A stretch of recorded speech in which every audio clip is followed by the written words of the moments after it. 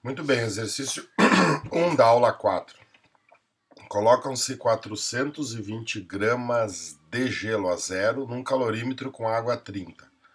Após atingida a temperatura de equilíbrio, verifica-se que sobraram 20 gramas de gelo. Bom, esse tipo de exercício é aquele que eu te ensinei em sala de aula de testar as hipóteses. Só que o que aconteceu aqui?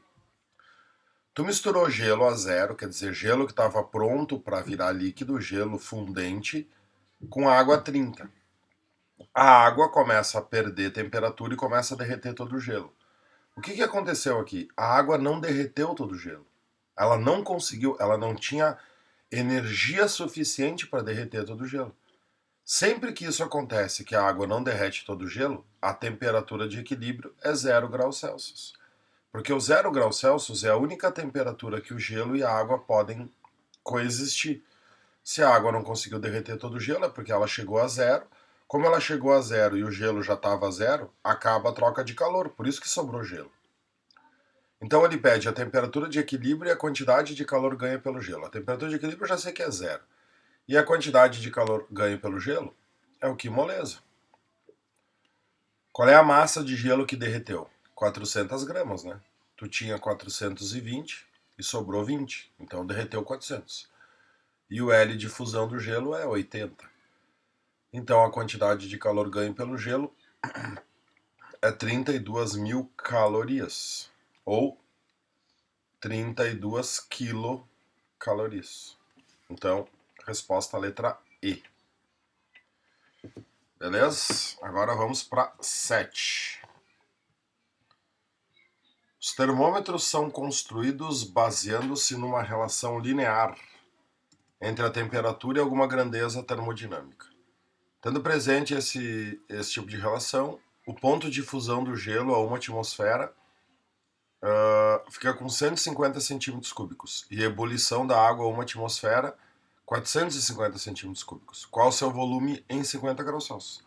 O que é isso aqui? É uma questão de escalas termométricas. Só que em vez de comparar dois termômetros tipo Celsius com Fahrenheit, ele está comparando com um gás que se expande.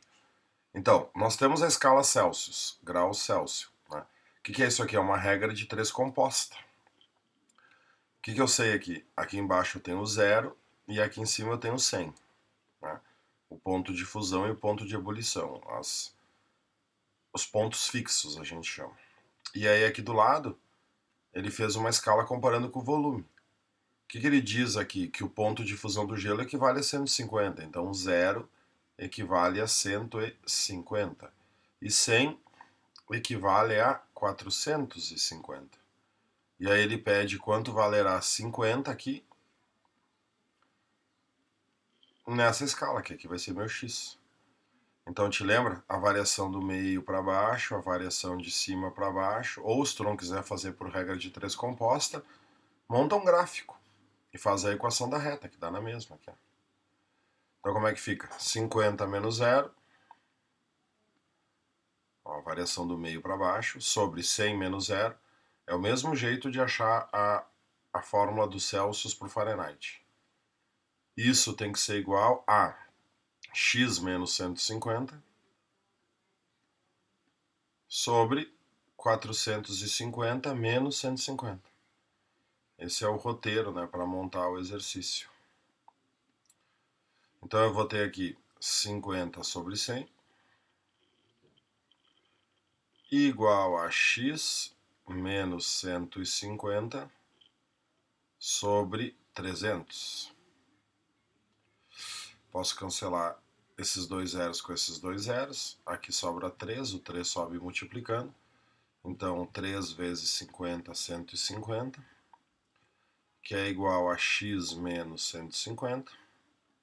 O 150 passa positivo, o x vale 300 centímetros cúbicos, que é a escala que ele está usando. Equador. Beleza?